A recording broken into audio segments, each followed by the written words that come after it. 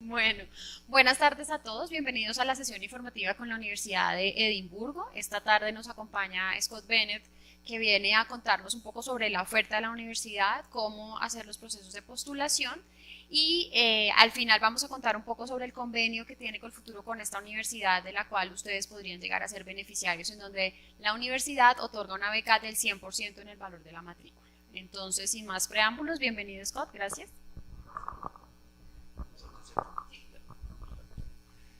Okay, well, thank you everyone for coming. And so, as you know, my name is Scott. I'm the Projects and Partnerships Manager for Latin America. So, I actually work in Chile. We have an office. The university has a number of offices outside of Scotland, so called regional centres. So, the Centre for Latin America is in Santiago.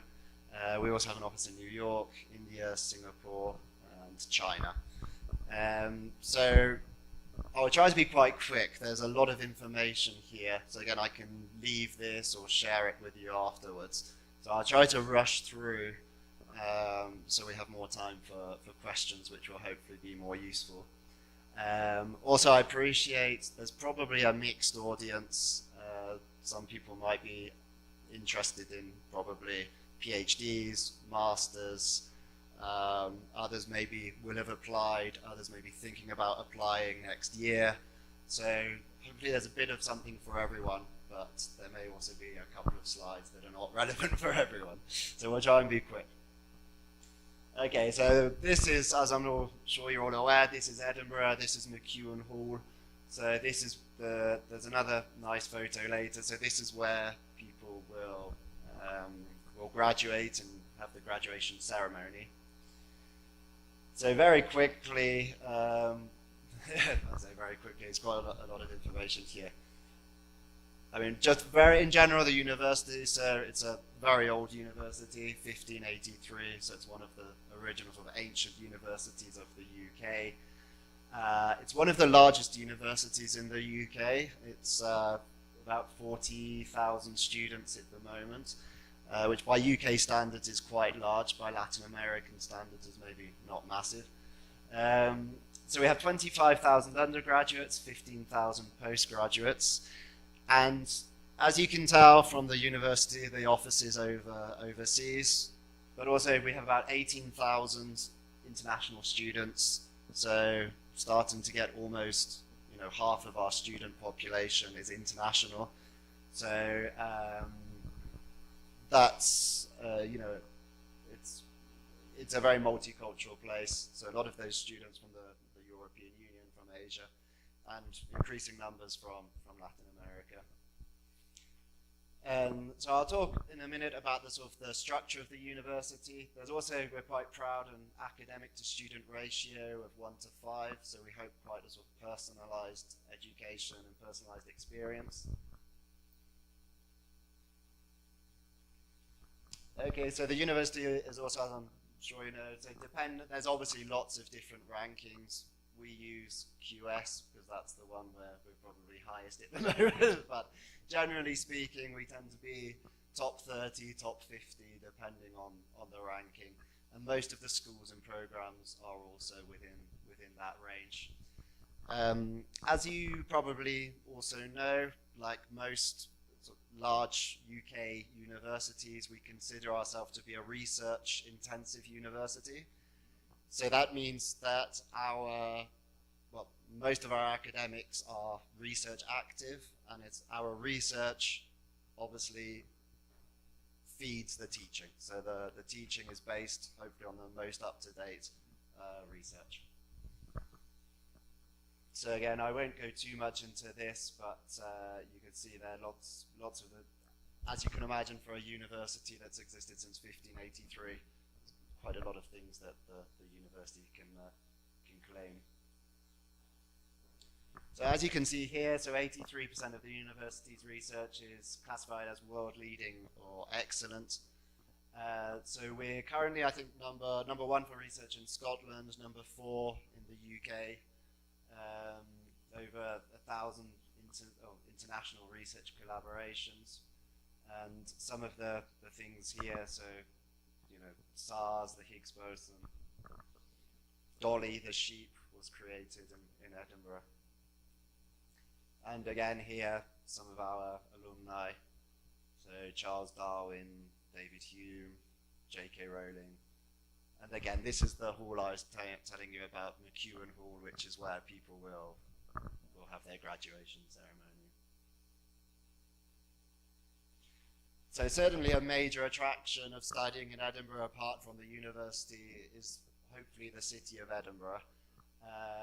It's not a very big city. It's about 500,000 people. So personally, I think it's not too big, but big enough that there's lots of things going on. It's a very sort of cultural city. It's kind of known as a festival city. You may have heard of the Edinburgh Fringe Festival, which is every August, which is a big arts festival that takes over the city. And so there's a lot going on. It's also been, I think, it's voted the safest. In general, obviously, the UK is quite safe. Edinburgh is very safe. And it is a very sort of open, cosmopolitan city. Apart from Edinburgh, there are 3 other universities, so Heriot-Watt, Napier, Queen Mary. So it's a very sort of academic, it's a student city. If you imagine, so Edinburgh, the university is 40,000 students plus, probably 10,000 staff, if not more. It's a large proportion of the city. So the city and the university are very linked. Okay. They insist on putting this slide in. I'm not sure I can really stand here and defend the climate, but living in South America. But it's not as cold as you would imagine. I tend to go normally in the winter, but it's normally probably around sort of 0 to 5. So it's not really, really cold, but it's not warm. Apparently, there's a similar level of rainfall to New York in Rome. It's not also as wet as one would imagine. But I do definitely think as international students should be prepared for quite a long winter. That's probably, I would say, is maybe the most difficult thing. The winter is quite long, and in the winter the days are very short. So maybe around 4 o'clock in the afternoon it's dark. So that's something to take into consideration, I think, when students are coming from, a country like Colombia, where there's, probably a nicer kind of mild climate. But the city's obviously quite well prepared for that, but it's definitely something to take into consideration. So here's the university in the city. So again, as you can imagine, 500,000 people. The city is quite small. Most places you can walk to or take a bike. There's good bus links. So you can see here the green on the right here. So it's also quite close to, obviously, sort of hills and the countryside. So it's quite easy to get out of the city. So there's really so you can see the circles here in the middle. So this is George Square campus there in the middle. So that's sort of fairly central. So that's really, it's a city campus. So you feel like you're in the city, and you are. This is where there's really arts, humanities, and social sciences. I'll come to that after. Again, it's fairly mixed throughout the city. There's a good distribution. I'll show you that in a minute. Here in King's Buildings, so up here this is sort of arts, humanities, social science. Here King's Buildings is science and engineering. So this is a traditional campus. It's what you expect in, it's all the university buildings together. And then down here, so it's not on the map, there's the veterinary school, which is out quite, that's a sort of, that is a fairly far out of the city, and then the medicine school as well. So, just to give you an idea, to walk from George Square to King's probably takes about 45 minutes walking. Obviously, most people tend to use bikes. I will come to your question. There's a slide on the accommodation in a minute, so I will come to that. So the university is quite a decentralized university. So we have 3 colleges, so arts, humanities, social science. That's the biggest college, and it's probably about half of the student population is there. Medicine and veterinary medicine, and then science and engineering. And then, so those 3 colleges are then split into, it says here 21 schools, I think it's 21 schools. So as you can see, 500 undergraduate degrees, 300 postgraduates, taught programs. So it's quite a broad academic offer. So here are this is the College of Arts, Humanities and Social Sciences. So you can see these are the schools here, so I won't go through them all, but they're the sort of standard traditional schools you would expect. Business school, economics, education, art, philosophy, social and political science. And then we have the College of Medicine and Veterinary Medicine. So as you can see here, it's a conjoint medical and veterinary medical education. And of course, all of these schools are all very research active as well. Science and engineering here, 7 schools: biology, chemistry, engineering, geosciences, informatics, maths, and physics and astronomy. Okay, I'm not sure, is there anybody here thinking of undergraduates? Okay, good, okay, yeah. So this is probably worth noting. The system at undergraduate level, the system in Scotland is different to England and Wales. So in Scotland, a normal undergraduate degree is 4 years. In England, Wales, and Northern Ireland, it would normally be 3 years. So this, I think there's a slide that comes next. Yeah, so, okay, I'll jump to this one first. So as you can see here, the Scottish system is actually closer to the US system, in that you will have your kind of major and minor. So in Scotland, there's more flexibility with the courses you can take. So you have a bit more flexibility before committing to your major. You can incorporate other subjects. But of course, it's 4 years to get an undergraduate degree.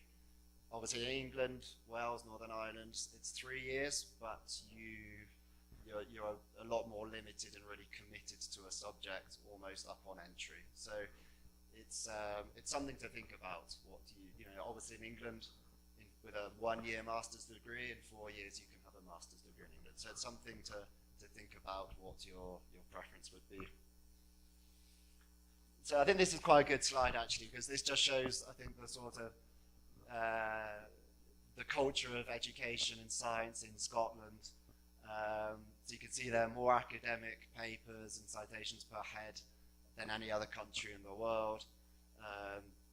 Systems like the USA, Canada have taken on a lot of the Scottish system. So it is a place where there's a real culture of education, research, innovation.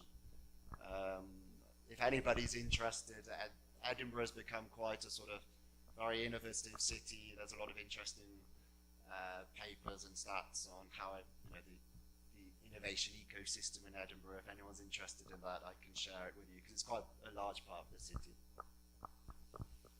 We talked about this. Okay, so I'll rush through this again. So this is just giving you an idea of what it might look like. So your main subject, and then some sort of complementary subjects that people could be interested in. Second year entry is possible depending on your background for the undergraduate, but that would have to be discussed with admissions. Okay. So again, for undergraduates, we do have quite an extensive network of exchange partners, which you can see here. Again, for time, I won't go into too much detail there. So I think this is very important, whether you're talking about Edinburgh or if you're thinking of other UK universities. That the UK system is very focused, and the onus is on you, there's a lot of self-study, and this can be maybe for students from other countries can maybe be different or difficult when you're used to maybe having a lot of contact time with your professors, and then you're in a system where there's lots of self-study. So you can see here, on average, for a humanities-based subject, you're probably looking at about 12 to 15 hours of contact time. Obviously a bit more with science and engineering, where there's more lab time. But nevertheless, the study week should still, in theory, be around 40 hours. But a lot of that's spent in the library, working on projects, or with your fellow students. And this can also be difficult because the amount of work can flow. You can go through quite a quiet period, and then all of a sudden, you have to hand in 2 or 3 essays at once.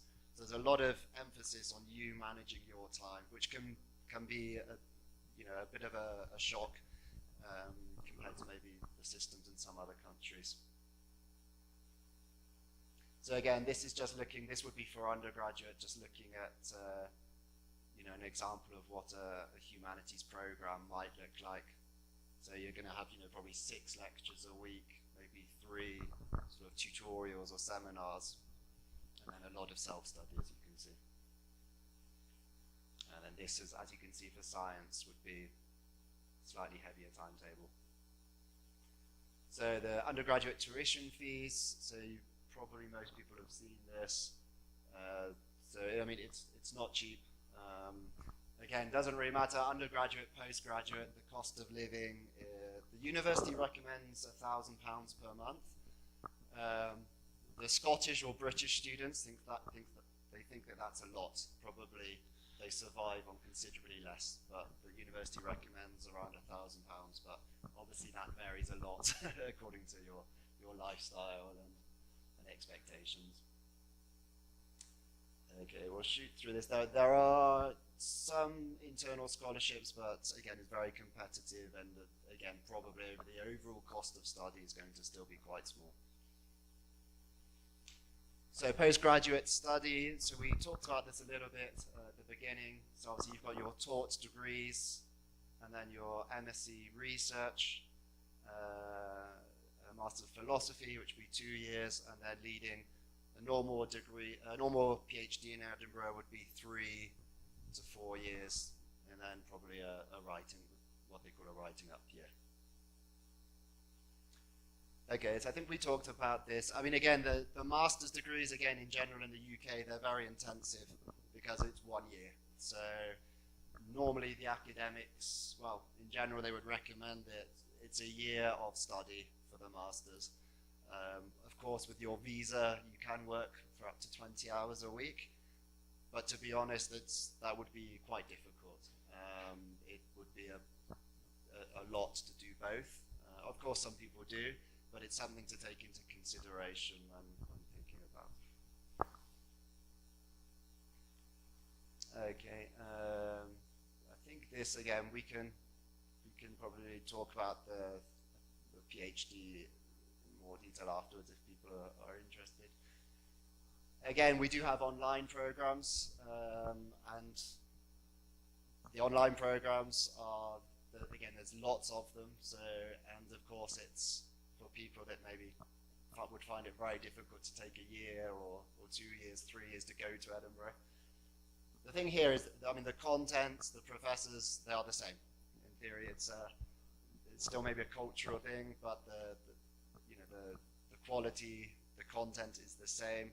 And also on the degree certificate, it doesn't say online. You would be awarded a normal master's or postgraduate certificate as if you were studying on campus. And again, probably most people have seen this.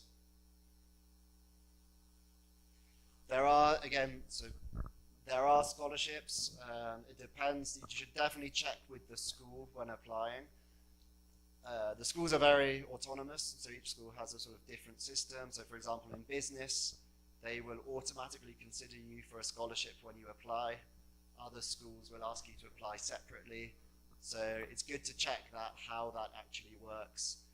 And often the schools have a number of quite generous scholarships, so it's worth asking.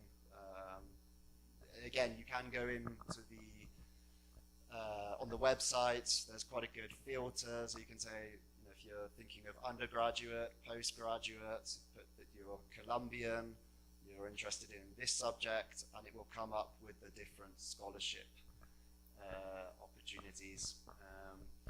Again, obviously, we have here the agreement with Colfuturo.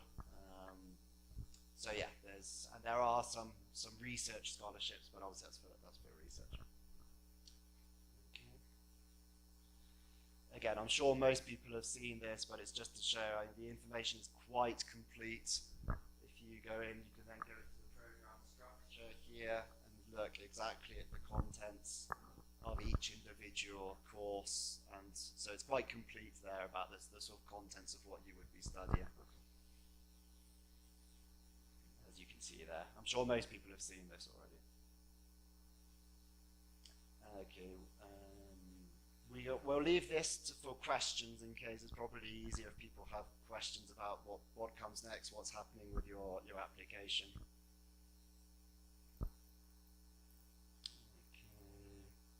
Again, if anybody is interested in the English, you can maybe ask afterwards. So this is probably worth mentioning. So the university accommodation, so for first year undergraduate students is guaranteed, and it's also guaranteed for postgraduate students. So basically the key thing here is that you have to make sure, particularly for the postgraduates, so for the master's students or PhD students, you have to make sure that you register your interest. I think it's the end of May, June. So as long as you do that by the deadline, you are guaranteed an offer. Now, the key thing here is that whilst you can put your preferences, what I want catered or not catered with a private bathroom, etc. You can put your preferences, but you are not necessarily guaranteed exactly what you ask for. So again, it's worth keeping that in mind. So again, there are lots of options. So again, catered, self-catered. There's the costs. There should be a map. No, the map I wanted. The map I wanted is not here. I can show you afterwards. But most of the accommodation is quite central. So most of it's around where you saw the circles there, George Square. So, of course, the alternative, there's no obligation to go into university accommodation, of course. Most UK or British students will probably spend the first year in the university accommodation, because it's a good way to get to meet people, really integrate into the university life, and then afterwards they would probably go to a shared house or a shared flat with their friends. So obviously probably there's a lot of private accommodation, so there's, it's probably cheaper to go into a private, a shared house or something. Of course, it's maybe, you'll then have to sort out your own internet, whereas in the university. So again, it depends what people are looking for, really. Okay. So again, normally there are visa questions. So the visa, as soon as you have the confirmation letter from the university, the visa should be fairly straightforward. I think the university, we have a 99.6% acceptance rate as soon as people have that. If it's rejected, it's normally because there's some error or something was not completed. But we do have a team. Down here you can see, and I can share the details later. We do have a team that can support and help you with any visa questions about your application, and they're quite quick to respond. So again, basically, before you can apply for the visa, you need to have the offer, the unconditional offer from the university. You can only apply 3 months before the start of the program. So let's say the program is going to start in September. So you can really probably only start to apply in July. Again, you normally would expect, depends probably, but around 3 weeks. Okay. Again, if there's any other questions there afterwards. Okay. Again, this is, again, I can leave this maybe, Joanna, and we can share it with you. Again, I mean, all of this information is on the website. There's a lot. And like I say, there is a visas team in Edinburgh to help you, or feel free to write to me and I can pass it on to them as well. Okay. So again, that's actually probably, so you may or may not know this, but yeah, with the Tier 4 student visa, so you can work for 20 hours in the UK, but there are other conditions, no access to sort of public funds, etc. But like I say, it depends on your level of study. Probably undergraduate, PhD, it's easier to work. For the 1 year masters, it could be quite a lot to try and do both. Again, if anybody is maybe thinking of not just going on for a sort of short-term research stay or something like that, there are also short-term visas, but I don't think that's probably of relevance to anyone here. So the university does have, as you can see there, Europe's 3rd largest academic library. I'm not sure if it's healthy or not, but the library is open, and a lot of the other buildings 24 hours a day, depending on when people want to study. There's also the Scottish National Library, so that has I think it has to have a copy of every single book ever published in the UK, so the students also have access to that library. And there is a lot of constant investment in the university buildings, shared working spaces. So I mean, it's a nice place to study. It's a very, I think, despite lots of old buildings, some modern ones as well, but it's a comfortable university. There's a lot of support. So obviously you have your personal tutor, your supervisor. Again, this is not unique to Edinburgh, obviously, but again, if you are having any difficulty adapting to the climate, the way of studying. This, I think, is very good. There's the Institute for Academic Development, so that's for any postgraduate students. So lots of their sort of workshops on communication skills, UK or British sort of academic writing, how to plan your time, different things just to support that adaptation to the sort of the UK educational system.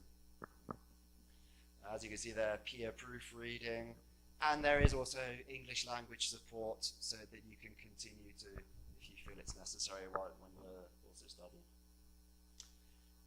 Quite a significant career service. Again, even it's not a core part of the office in Santiago, but we do offer and have helped students either they could be from anywhere in the world that want to come and maybe have an experience in Latin America, or returning students that are looking for opportunities. If our office can help, we will. So I think there's quite a lot of support. Also the alumni, we're really lucky here. In general, I think in most of the countries in this part of the world, we have really, really proactive, helpful alumni. So they're very good as well. That when you're coming back to Colombia, maybe looking for jobs or advice, normally there's someone who's been through the same and is willing to share their experience and to help, etc.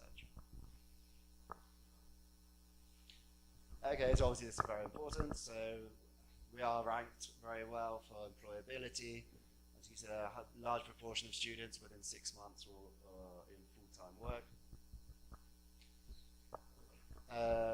And there are, again, particularly PhD students, there is a program in the UK that you can then apply for a year extra to stay in the UK to try and look for further employment opportunities. So the university participates in that program. So it does give people an opportunity to try and stay in the UK. Student experience. So again, there are, as you can see, lots of student societies. There's a list I'll come to in a minute. Lots of sports clubs, ranging from very informal to Olympians. A lot of Olympians have been through Edinburgh. I think if Edinburgh were a country, would be quite high up the Olympic table.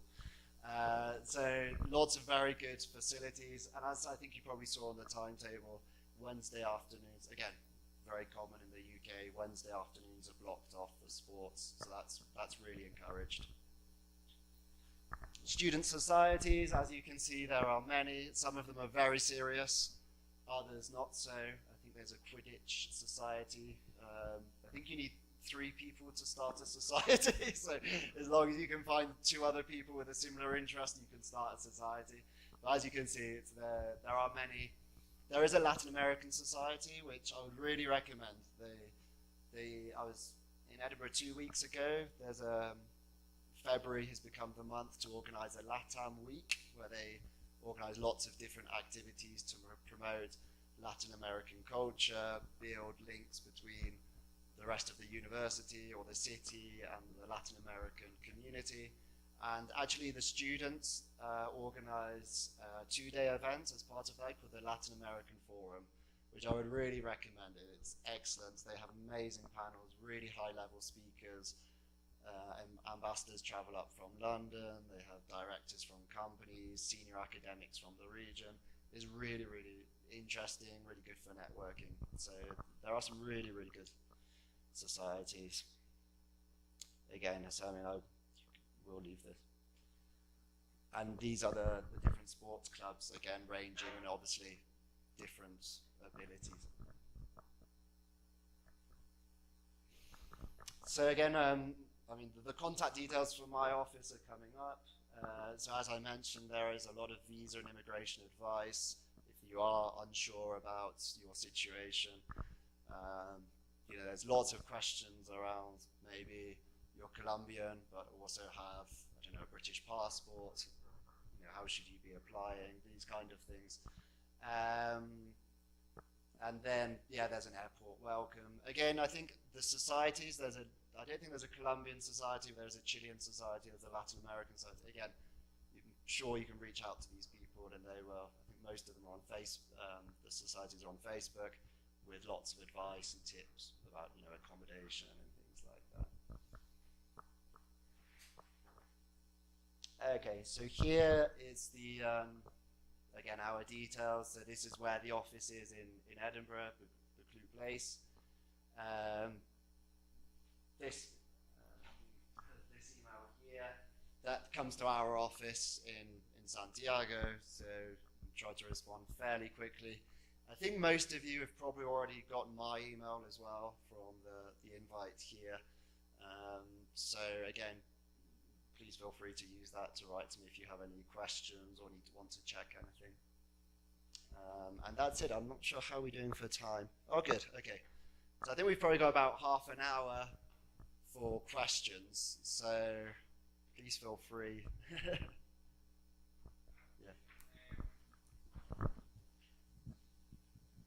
I'm applying for a PhD in architecture, and I'm thinking to finance that with the scholarship for PhD abroad of Colciencias. Yes. I read in Colciencias website that you have an agreement with Colciencias. Yes. It's It's expired, okay, but it's in the process of being renewed. So okay. We'll have to see if it can be signed in time. Okay. What's the deadline for the current? I'm applying. I'm waiting for answer. Yeah. So Okay, it will be for September or next year. Okay, I hope it will be signed and applicable by then. Okay, thank you. I have a question in the chat. Okay. Yeah. So Maria Camila wants to know if the master, specifically the Masters of Fine Arts, offers as a part of their curriculum an internship. Ooh, I am not sure about that specific. I'd have to double check. I would have to double check that. As far as I'm aware, I'm not sure if any of the programs include a fixed internship. I know there are certainly, for example, some of the programs, the business school, for example, run what they call treks. So they will take students to a company or to a different country, and they will ask companies to organize a project or a challenge, and the students. So that's in some of the schools, on some of the programs, is quite common. I'm not sure, but I don't think that there's a guaranteed internship with any of the programs, but I would have to double check that.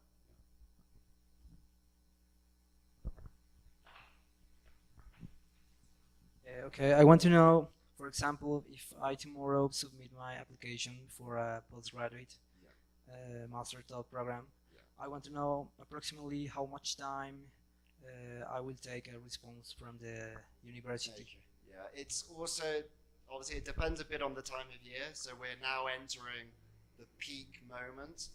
So I think your application should be acknowledged within probably 2 or 3 weeks, and you should probably hopefully expect a response in probably about 8 weeks. 2 months maybe. Yes, yeah. Okay, Yeah. thank you. Again, of course, again, that depends on the school, the program. Again, the admissions obviously flows through the different schools, so it will depend on the amount of applications, but those are sort of standard times you'd be looking at. I am applying to an undergraduate program, Yeah.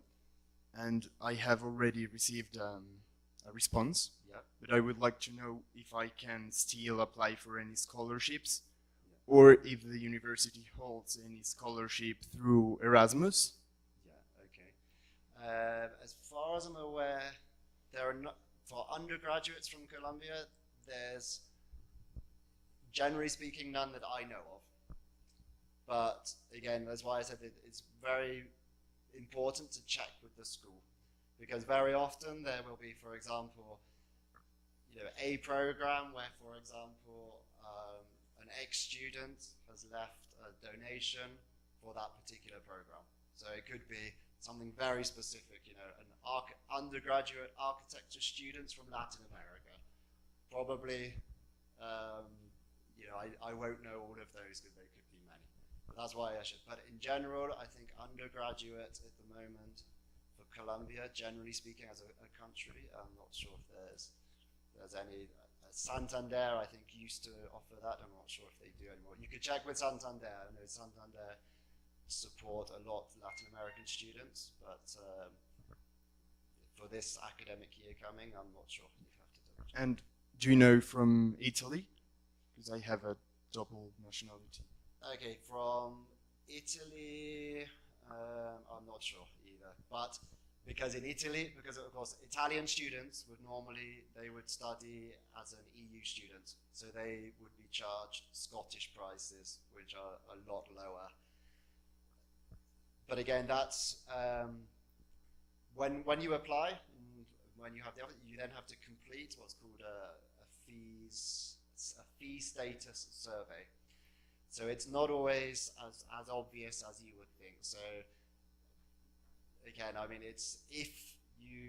generally speaking, if you want to be counted as an EU student or a Scottish student, normally they would probably be some requirements that you've lived or your family have been, living in the UK, but it varies a lot on individual circumstances. But it's not that straightforward where, okay, I have an Italian passport, so I can go as an Italian. They would probably request more information about your where you've been living, your family, all of this. So if you have dual nationality, it's not necessarily a case. You can enter, for example, if you have an Italian passport, for visa, they're totally separate as well. I should make that clear. The fees and the visa status is totally different. So you could enter as an Italian, but you might be charged as a Colombian. But like I say, that depends very much on each family's circumstances. Actually, I'm going to have the same. My son was born in Chile, and I will. One day he will probably be classed as overseas.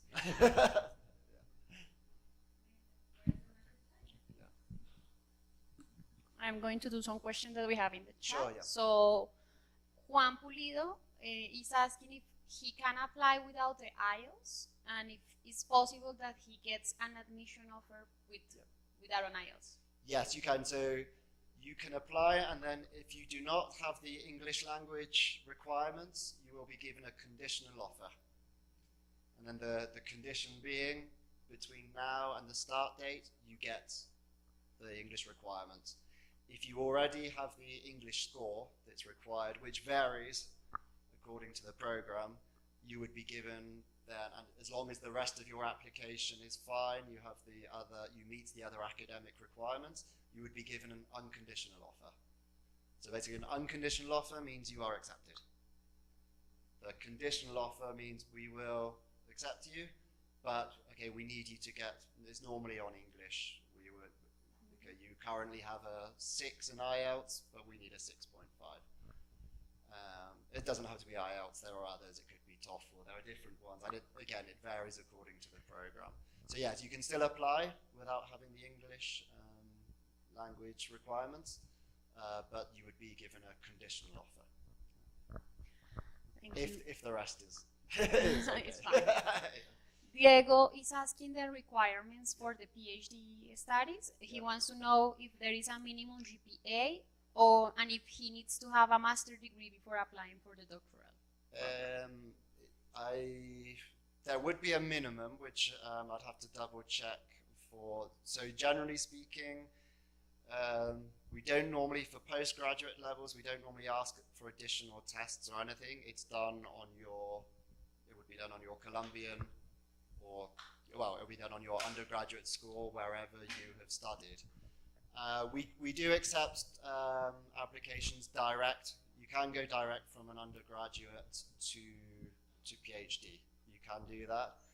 Sometimes they might ask you to do the sort of the MSc, but that would be like the first year.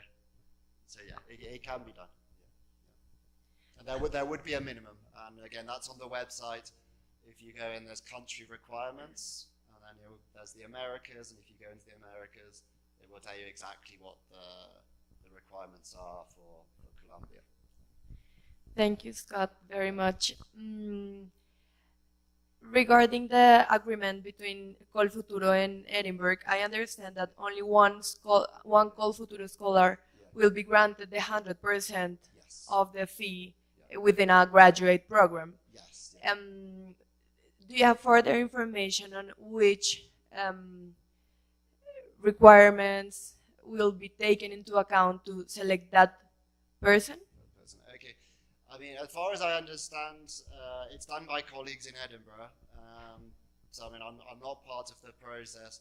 I understand it's done by, I think, initially the very first thing is the grades. So as far as I understand, it's that simple. And it will be, the decision will be made in Edinburgh, right? The decision's made in Edinburgh, yes. We will receive a list from Colfuturo, and then in Edinburgh they will decide who receives the full scholarship. Esta parte la voy a explicar en español porque es clave y tengo muchas preguntas en el chat sobre el convenio, pero lo iba a dejar para el final. Entonces, para aclararles cómo funciona el tema del convenio, ustedes deben primero aplicar a Colfuturo y ser seleccionados por Colfuturo. Una vez salen los resultados del proceso de selección, que eso es el 14 de mayo, nosotros, todas las personas que aplicaron a la Universidad de Edimburgo, automáticamente vamos a enviar sus nombres a la universidad para que ellos allá hagan la evaluación y decidan a qué estudiante le van a dar la beca. Para que tengan una referencia, el año pasado 28 personas compitieron por la beca. Entonces la competencia es bastante fuerte. Y tengo varias dudas acá en el chat que no sé por qué me están preguntando por pregrado. Les quiero recordar que Colfuturo únicamente financia maestrías y doctorados. Es decir, la beca es para un estudiante de maestría o para un estudiante de doctorado.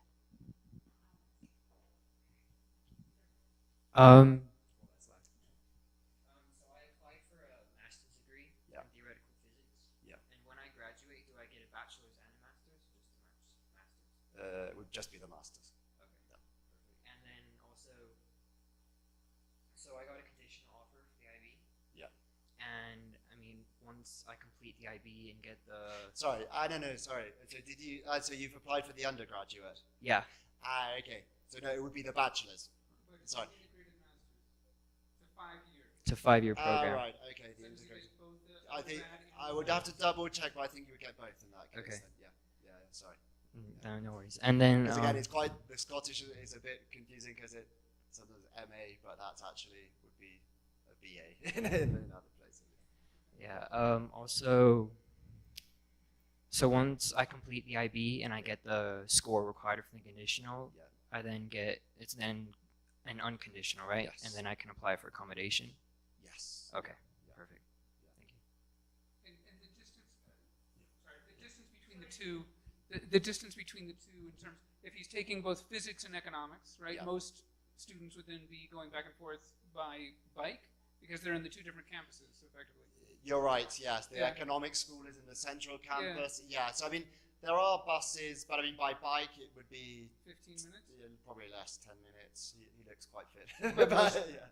Yeah. Most of the housing, yes. Most of the housing though is up in the central campus. Yeah, but there's also housing. Let me double check. If I open up, I think I've got it on the another presentation here. Give me 2 seconds. Oops. Sorry, am I? Yeah. No, it's fine because it is useful just to see. Here we are. Okay, give it a second. Okay. So I can just show you because it is useful just to see.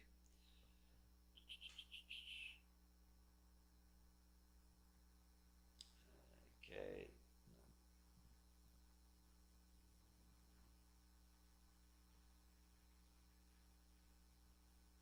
Okay, so this is all the accommodation. So you can see here, so there's Pollock halls. So these would be catered, self-catered houses. So this is down near King's. So I mean, but you're right. I mean, most of the accommodation is more central, but there are some options down here. And of course, once you move into the second year, if you were to live with friends, you would obviously have a lot more flexibility about where you decide to live.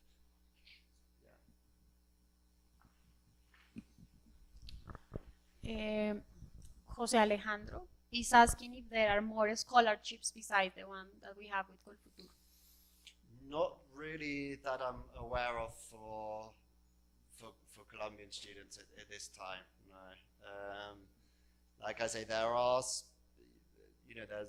internal ones, which, for example, I know some of them are quite generous in the business school, but so each school wills, but it's never going to cover everything. It's always going to be a contribution.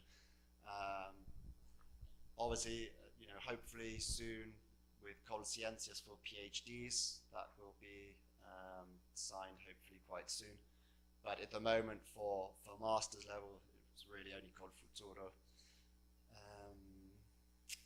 There is, again, trying to remember what it's called. It will come to me. I know for our business school there is, it's called,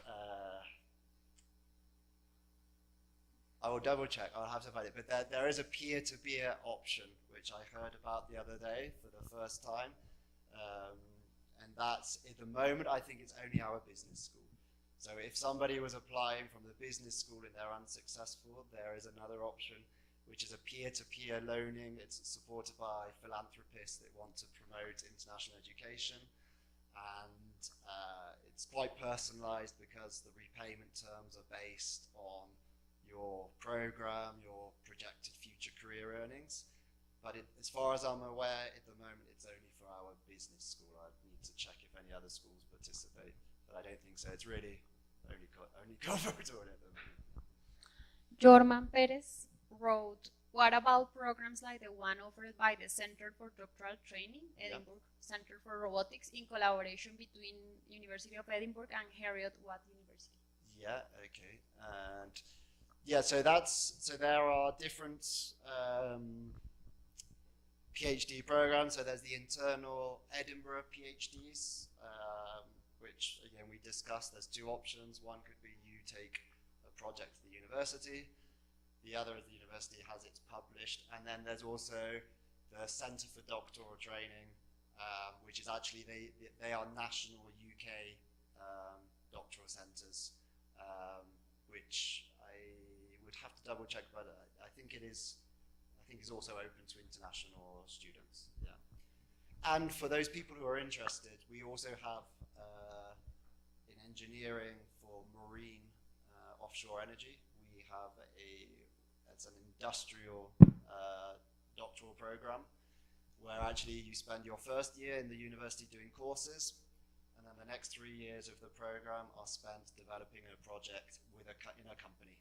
So it's a very different type of experience, and obviously probably sets you on a slightly different career path, maybe less with an academic future and more of a kind of industrial or working with industry.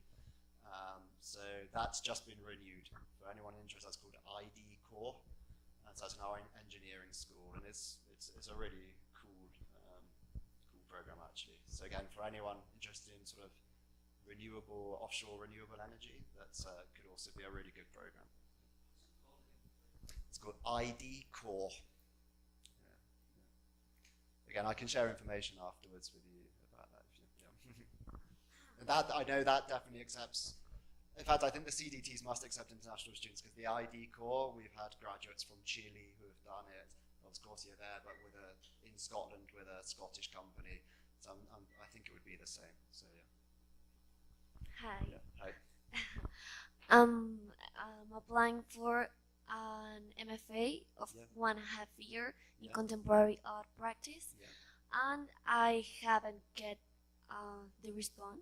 Okay. Actually, but I asked a lot of information about scholarships, and they told me like make your research, you know. So I have two options, kind of.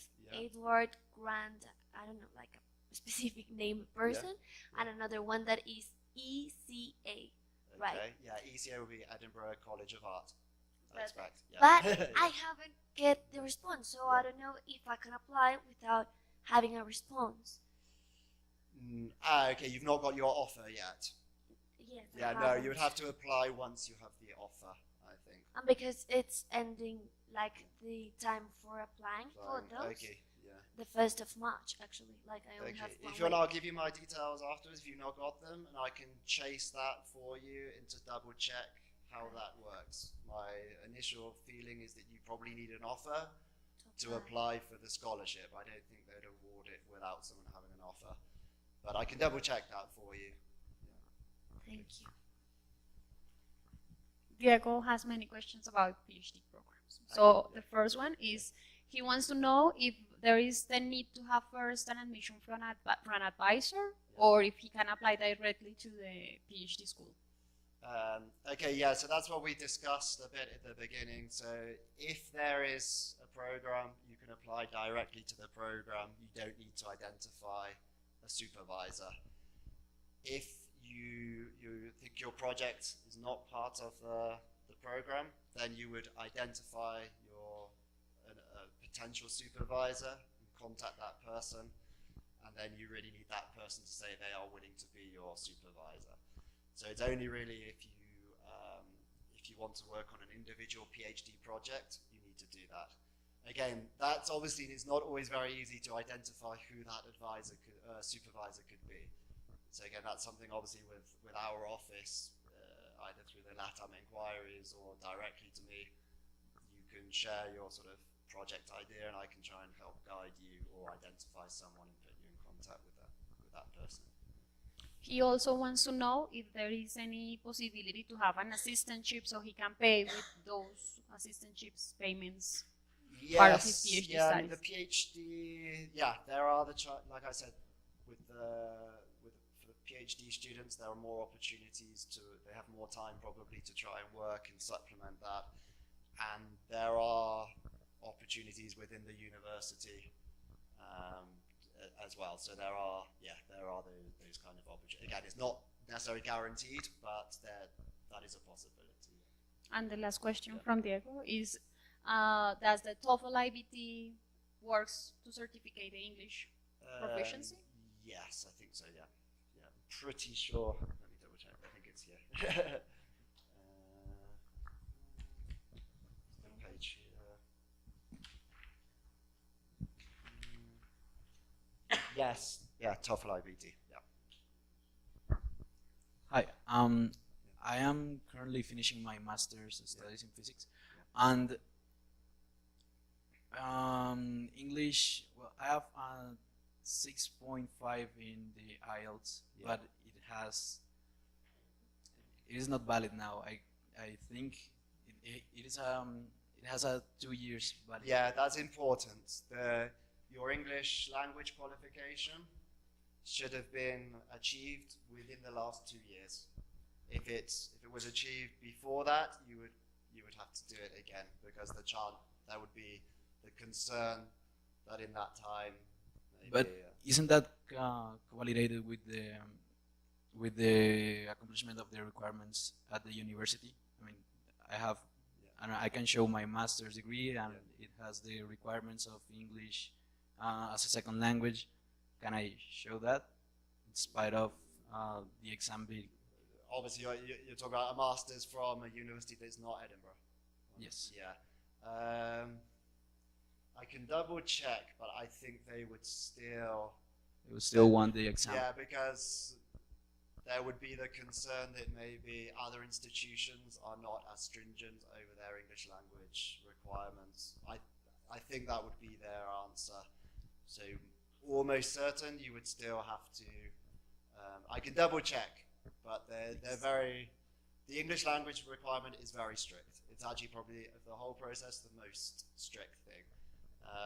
Even maybe sometimes depending on the school or the program, and depending on the other applicants, there could be some flexibility over the academic requirements if professional experience or something can. But really, with the English, there's really not flexibility. So, okay. And another thing, you said something about Colciencias. Yeah. Can you tell us a bit more about that for PhDs? Yeah, so I mean, it's basically, so we used to, we had an agreement with Colciencias, which I think was a 4-year agreement, and then it expired, and Edinburgh is quite a bureaucratic place, and so yeah, it's taken a time to renew that, but I think I met them yesterday. It sounds like we finally sort of version that both sides are happy with. So I'm hopeful that it will be signed quite quickly. I don't know how quickly. I think Edinburgh should be fairly quickly once it's signed. I'm not sure on Colciencias what their processes are, but yeah, I mean at the moment, as things that are at the moment, there's not a valid agreement. But touch wood, I think Colciencias and Edinburgh both want to make sure that that's renewed. So. Okay. So maybe for applicants for 2020. Yeah, I mean, I hope it would be sooner. I hope it could be applied this year, but it doesn't depend 100% on me. But so hopefully there should be. And I presume once it's signed, it should be online. I guess it will be online in all the other countries. Our agreements are always online, so people can see the exact terms. So I assume that would be the same. Okay, thank you. Question for you. Someone is asking in the chat if you could repeat the scholarship you mentioned for the Master of Fine Arts. You have to be submitted already. I don't know. We don't know if the offer, but one is Andrew Grant, and the other one is ECA. You have to Google like fee and tuitions, and then you go to scholarships, and then you have a big finder that you could divide it into your region. Like I think we're like Latin America and America region, and you found their Cofuturo. But if you go through your how did you say your area, like for arts, so you go through the Masters of Arts, and then you look which possibilities of foundings you have there.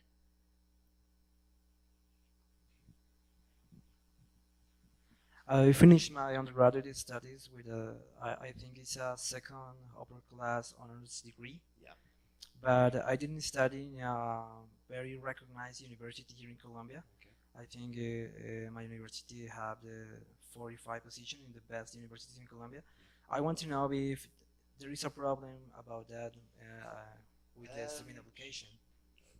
I don't think so. I mean, I don't work in admissions directly, so I'm not sure exactly what their process is. I don't think so. Normally, if we are not sure,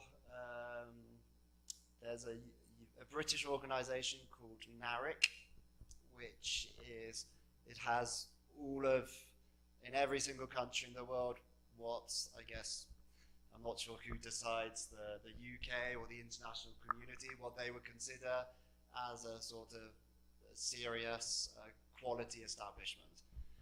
The lists are massive. I mean, I've had not many, but quite a few students or interested people write to me saying, okay, I've studied this, and often it's, you know, a very small institution, could be, you know, in Brazil or anywhere, and normally it's on the list. And that would be enough for us to say, okay, then it's a good quality, and I'm sure yours would be on the list probably. So as far as I'm aware, I don't think we have, and normally, you know, if people are not sure in admissions, they might contact us, and you know, so it's not like, I don't think they have a list where they would say, okay, the top 40 in Colombia, and then 45 is not, no. It would be, probably if it's on this NARIC list, which it probably is, I think if it's an accredited university or higher education institution here, it's almost certainly on the list, and that would be enough. It's not like we're going to say, okay, we only accept the top 20. It's not like that. Can I have afterwards the link of the page when I can? Yeah, sure. Yeah, it's NARIC. It's NARIC. Yeah. NARIC. Yeah. Okay, thanks.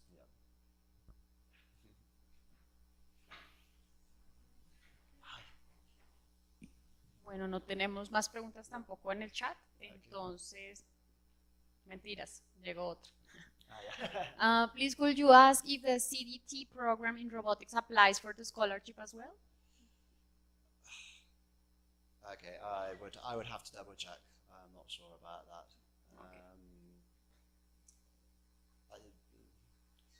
Let me check. I would have thought so, but I would have to check that.